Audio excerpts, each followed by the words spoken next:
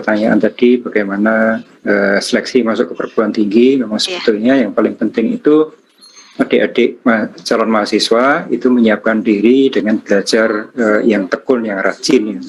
Jadi ketika nanti masuk ke perguruan tinggi itu jangan berpikir untuk misalnya tes, harus ikut les, harus ikut bimbel dan sebagainya. Kalau adik-adik ini belajar dengan sungguh-sungguh, mengikuti seluruh pelajaran yang diajarkan di SMA-nya, maka itu menjadi bekal yang paling penting untuk nanti sukses di perguruan tinggi. Yang masuk ke perguruan tinggi itu bisa melalui berbagai macam jalur, terutama yang di PTN ya. Ada jalur undangan atau kita kenal dengan seleksi masuk SNMPTN, seleksi nasional masuk perguruan tinggi negeri, yang mendasarkan pada prestasi capaian adik-adik sekalian selama duduk di bangku sekolah menengah atas.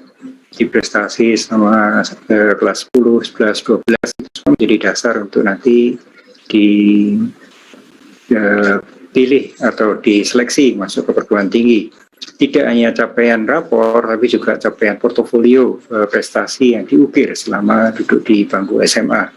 Jadi juga jangan lupa untuk meraih prestasi selama duduk di bangku SMA maupun SMK dan MA.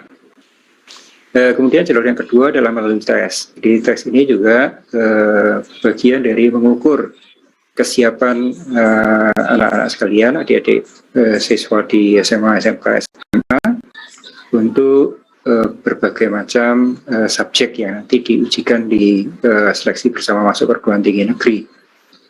Di antaranya tentu bakat atau tes skolastik untuk melihat potensi dari anak-anak sekalian untuk masuk ke perguruan tinggi, untuk memastikan sukses di perguruan tinggi. Yang kedua nanti ujian untuk beberapa mata pelajaran yang merupakan kunci untuk keberhasilan di belajar di perguruan tinggi. Jadi itu yang penting, kalian belajar dengan serius, dengan sungguh-sungguh, sesuai dengan kurikulum yang diajarkan di SMA, SMK maupun MA. Terima kasih. Oke, maaf Prof, mungkin sedikit melengkapi, mungkin ada jalur yang ketiga? Jalur yang ketiga adalah melalui seleksi mandiri, betul, belum saya sampaikan. Di jalur mandiri nanti setelah jalur bersama selesai. Seleksi di perguruan tinggi itu selalu didasarkan pada capaian dan prestasi akademiknya. Itu misalnya dari satu sekolah itu tidak mungkin nanti yang peringkat terendah diterima, sementara peringkat yang tertinggi tidak terima. Kalau prodinya sama ya, karena seleksi ini kan didasarkan pada peringkat, kemudian pilihan program studi, dan peringkat itu kan tidak hanya rapor, tapi juga prestasi tadi, berbagai macam prestasi.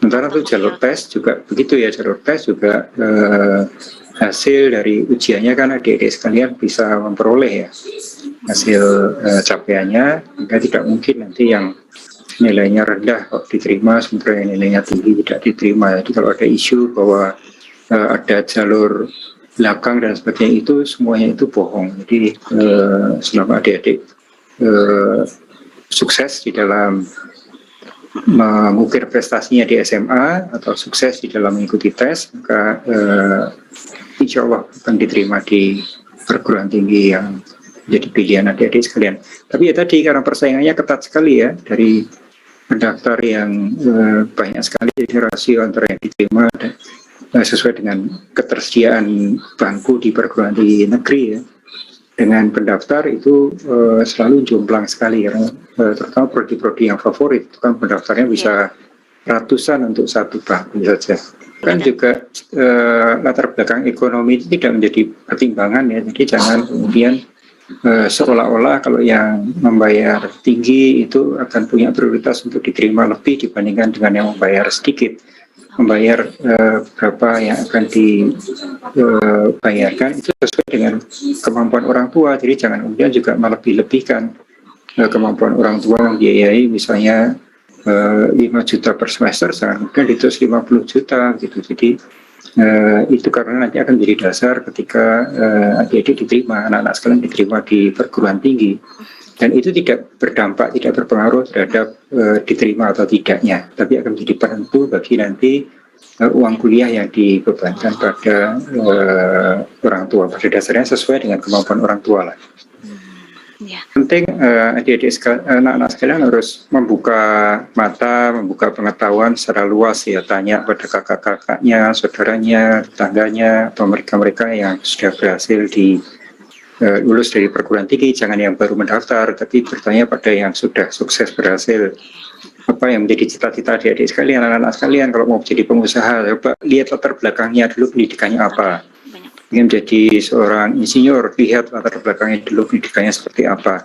Jadi jangan hanya katanya-katanya atau hanya berdasarkan teman-temannya. Jadi ketahui betul apa passion anak-anak sekalian, apa cita-citanya nanti, dan untuk itu nanti lihat saja para orang-orang yang berhasil di bidang itu dulu kuliahnya di mana. Belum tentu seorang pengusaha yang berhasil itu latar belakangnya dari sarjana ekonomi, banyak juga yang dari filsafat dan sebagainya. Jadi jangan terlalu menstereotipkan bahwa kalau seorang pengusaha sukses itu pasti dari ekonomi atau dari manajemen. Banyak juga yang sukses dari teknik, jadi pengusaha, dari filsafat jadi pengusaha. Jadi itu yang penting adik-adik, anak-anak sekalian tahu apa yang ku mau itu ya, juga wawasan seluas-luasnya. Ya, yang terpenting fashion ya, Prof. Harus ada Fashionnya harus kuat. Iya, benar. Lalu pertanyaan berikutnya, Prof, terkait dengan Kampus Merdeka. Mungkin belum banyak masyarakat yang tahu tentang program ini. Boleh tolong dijelaskan kembali, Prof, mengenai apa itu Kampus Merdeka dan manfaatnya bagi mahasiswa. Terima kasih. Iya, betul. Jadi salah satu yang kita lihat ya dari pengalaman itu banyak mahasiswa yang salah pilih, memilih satu program studi, tapi ternyata sebetulnya passionnya bukan di situ, atau yang dia peroleh di program studi itu ternyata beda dengan yang dia harapkan. Nah, melalui program Merdeka Belajar Kampus Merdeka, itu adik-adik yang tadi ternyata salah pilih jurusan atau salah pilih program studi itu bisa mengambil mata kuliah dari program studi lain, sehingga memperkaya dan melengkapi passionnya. Selain itu juga melalui Merdeka Belajar Kampus Merdeka, itu nanti mahasiswa di semester 5 ke atas itu bisa mengambil kesempatan untuk belajar dari kampus kehidupan. Jadi jebur betul di dunia profesi ya, kan adik-adik sekalian masuki nantinya. Kalau sudah semester 4-5 itu kan sudah semakin tahu apa opsi-opsi pilihan masa depan yang akan dimasuki. Nah, saat itu saat yang tepat untuk mahasiswa ini mengalami sendiri, menimba pengalaman di dunia profesi yang akan dimasuki tadi. Bagi yang ingin menjadi peneliti, bisa menjadi asisten peneliti, misalnya full 1 semester, bahkan bisa sampai 1 tahun. Yang ingin menjadi wirausaha, bisa misalnya magang di perusahaan-perusahaan startup yang sudah jadi unicorn misalnya. Untuk bagi yang passionnya ingin bekerja di BUMN, bisa nanti magang full 1 semester di BUMN dan sebagainya. Jadi banyak sekali peluang untuk para mahasiswa nantinya memilih masa depannya dan mencoba masa depannya itu ketika masih menjadi mahasiswa.